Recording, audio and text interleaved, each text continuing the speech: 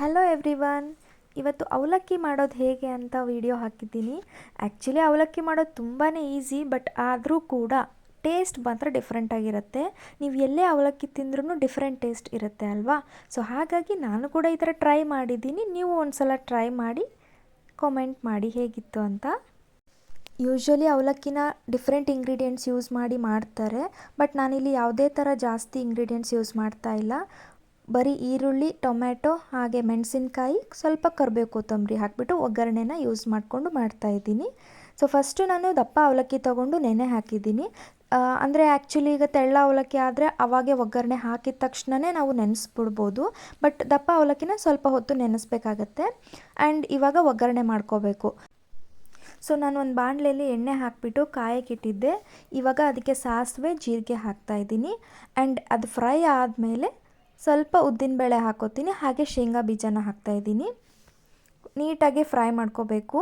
So ಶೇಂಗಾನ ಹೊತ್ತಿಸ್ಬೇಡಿ. ಶೇಂಗಾ ಹುರಿದಾದ್ಮೇಲೆ ನೀಟಾಗಿ fry ಆಗಿದೆ ಅಂತ ಅನಿಸಿದ್ರೆ ಆಮೇಲೆ ನಾವು ಹಸಿಮೆಣಸಿನ್ಕಾಯಿನ ಹೆಚ್ಚಿಟ್ಕೊಂಡಿರ್ತೀವೋ, ಕರಿಬೇವು, ಕೊತ್ತಂಬರಿ, ಈರುಳ್ಳಿ ಸೊ ಎಲ್ಲ ಹಾಕಿ ಫ್ರೈ ಮಾಡಬೇಕು. ಟೊಮೆಟೊನ ನಾನು ಹೇಳ್ದಾಗೆ ಆಮೇಲೆ ಹಾಕ್ತೀನಿ. ಇದು ಸ್ವಲ್ಪ ಫ್ರೈ ಆಗಲಿ, ನೀಟಾಗಿ ಬಾಡಿಸ್ಕೋಬೇಕು. ಸ್ವಲ್ಪ ಈರುಳ್ಳಿ ಬ್ರೌನಿಷ್ ಕಲರ್ ಆಗಿರುತ್ತಲ್ವ, ಆವಾಗ ಟೊಮೆಟೊನ ಹಾಕಬೇಕು.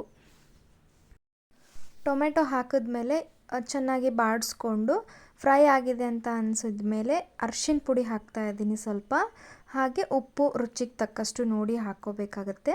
ಆ್ಯಂಡ್ ಅದಾದಮೇಲೆ ನಾನು ಸ್ವಲ್ಪ ಸಕ್ಕರೆ ಹಾಕ್ತಾಯಿದ್ದೀನಿ. ಸಕ್ಕರೆನ ನಾನು ಎಲ್ಲ ಏನೇ ಒಗ್ಗರಣೆ ಐಟಮ್ಸ್ ಹಾಕ್ತೀವೋ ಅದಕ್ಕೆ ಸ್ವಲ್ಪ ಸಕ್ಕರೆ ಆ್ಯಡ್ ಮಾಡಿದ್ರೆ ಅದ್ರ ಟೇಸ್ಟೇ ಚೇಂಜ್ ಆಗುತ್ತೆ. ಬರೀ ಉಪ್ಪು ಖಾರ ಇದ್ದರೆ ಅದು ರುಚಿ ಕೊಡೋದಿಲ್ಲ.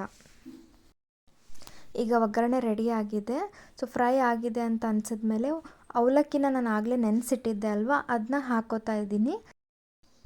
ಹಾಕಿದ್ಮೇಲೆ ನೀಟಾಗಿ ಕಲಿಸ್ಬಿಟ್ಟು ಮೇಲೆ ನಿಂಬೆ ರಸನ ಹಿಂಡಿದ್ರೆ ಅವಲಕ್ಕಿ ತುಂಬ ಟೇಸ್ಟಿಯಾಗಿರುತ್ತೆ.